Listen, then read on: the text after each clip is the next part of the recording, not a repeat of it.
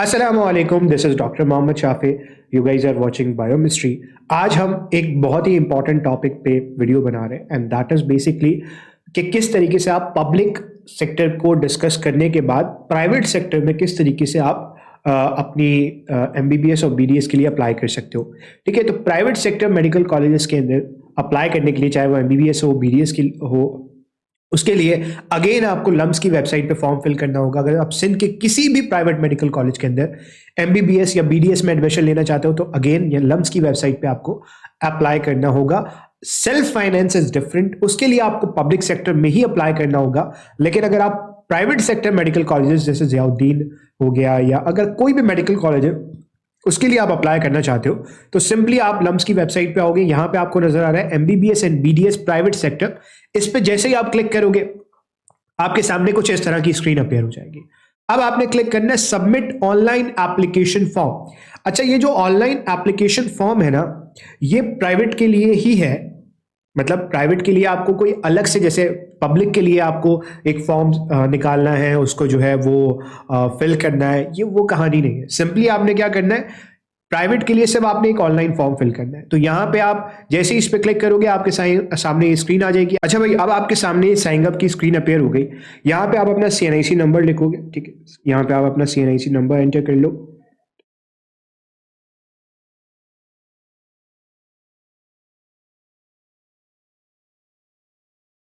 CNIC number लिखा, then यहाँ पे आप इसे सिंपल कॉपी पेस्ट भी कर सकते हो। पेस्ट कर दिया। अब यहाँ पे आप अपना ईमेल एड्रेस लिखोगे। ईमेल एड्रेस कौन सा लिखना है, जो आपका करेक्ट ईमेल एड्रेस है। ठीक है, यहाँ पे आप अपना ईमेल एड्रेस लिखोगे।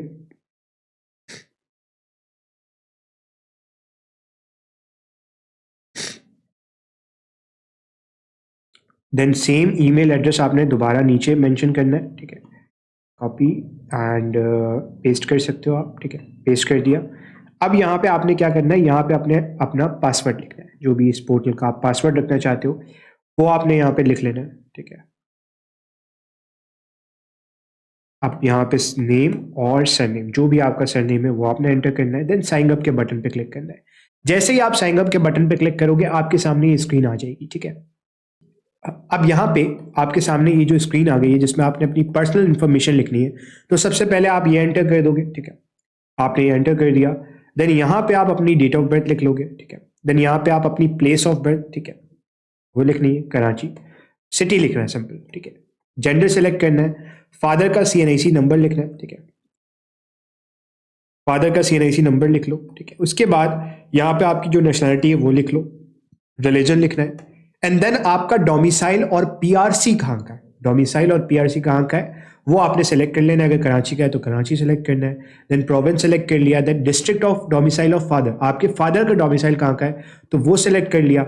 आप हाफिज कुरान हो या नहीं हो वो सेलेक्ट कर लिया। कोई डिसेबिलिटी है नहीं है तो नो सेलेक्ट करना है। सेव एंड कंटिन्यू पे क्लिक करना है। जैसे ही आप सेव एंड कंटिन्यू पे क्लिक करोगे आपके सामने अब कॉन्टैक्ट इन्फॉर्मेशन आ जाएगी। अब कॉन्टैक्ट इन्फॉर्मेशन के अंदर आपने सिंपल घर का एड्रेस लिख लेना है। परमानेंट एड्रेस आपने यहाँ पे लिख लिया। ठीक है, उसके अलावा यहाँ पे आप अपना मोबाइल नंबर लिखोगे। ठीक है, कोई भी मोबाइल नंबर आपने लिख लेना है। मोबाइल नंबर लिख लिया। यहाँ पे आप अपना सेम व्हाट्सएप नंबर भी लिख लोगे। ठीक है, सेम व्हाट्सएप नंबर लिख लिया। ठीक है, अब यहाँ पे आप अपने फादर का मोबाइल नंबर लिखोगे। कोई भी मोबाइल नंबर आप लिख सकते हो। ठीक है, तो यहाँ पे आप अपने फादर का मोबाइल नंबर लिख सकते हो।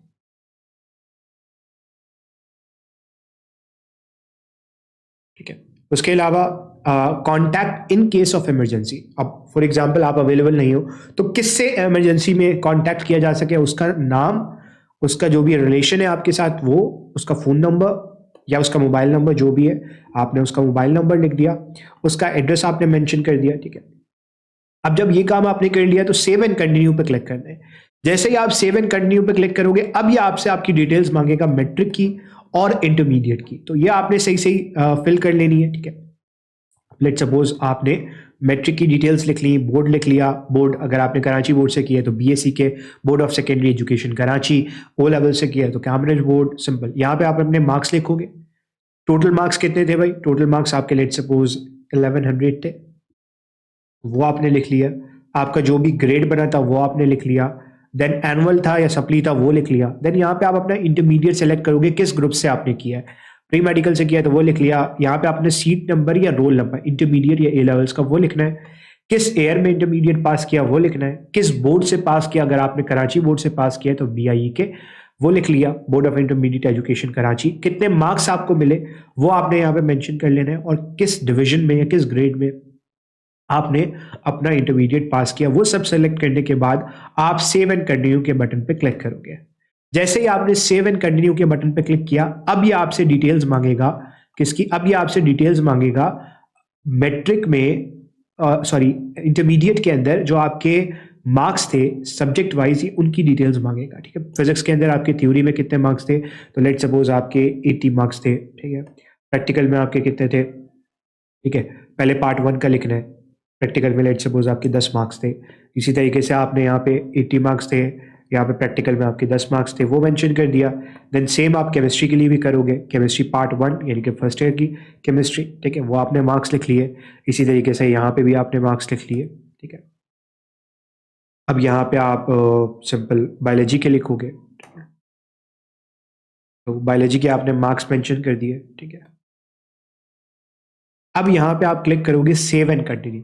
सेव एंड कंटिन्यू पे आप जैसे ही क्लिक करोगे आपके सामने ये स्क्रीन आ जाएगी। अब आपने क्या करना है, अब आपने सिंपली MD कैट की डिटेल्स यहाँ पे डालनी है। MD कैट का रोल नंबर लिख लो। ठीक है, किस सेंटर पे आपने एग्जाम दिया, कराची सेंटर पे एग्जाम दिया है तो वो लिख लो, कराची। MD कैट में कितने मार्क्स थे आपके, 190 थे, तो वो लिख लिया।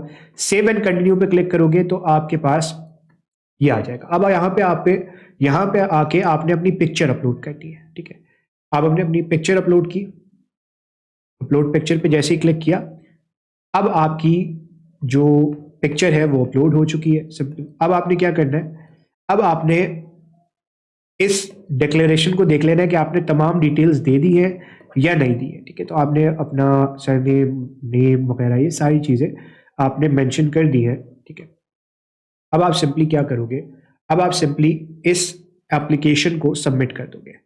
जैसे ही एप्लीकेशन सबमिट करोगे आपके सामने ये स्क्रीन अपेयर हो जाएगी। अब आपने प्राइवेट मेडिकल कॉलेजेस के लिए अप्लाई करना है, तो जैसे ही आप इस पे क्लिक करोगे submit your application for MBBS course, ये लिखा हुआ आ रहा, MBBS and BDS application form for private medical college. इस पे जैसे ही आप क्लिक करोगे आपके सामने ये सारी चीजें आ जाएंगी।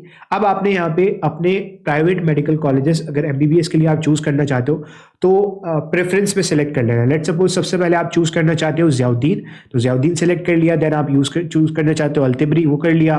देन अगर मैं बात करूँ कराची की तो Liaquat college of medicine and dentistry, फिर जिना मेडिकल डेंटल कॉलेज, फिर आप मीरपुर खास का डाल सकते हो मोहम्मद मेडिकल कॉलेज, फिर आप इंडस मेडिकल कॉलेज डाल सकते हो, फिर उसके अलावा आप जो है वो सर सैयद डाल सकते हो, उसके अलावा आप लियाकत कॉलेज तो हो गया है, फिर आप इसरा यूनिवर्सिटी डाल सकते हो। ठीक है, ये आपने डाल दिया। अब आप जैसे ही क्लिक करोगे सेव एंड जनरेट चलान पे आपके सामने ये चलान आ गया। अब ये चलान आप प्रिंट करोगे, और प्रिंट करने के बाद हबीब बैंक की किसी भी ब्रांच में, हबीब बैंक की किसी भी ब्रांच में आप पे कर दोगे।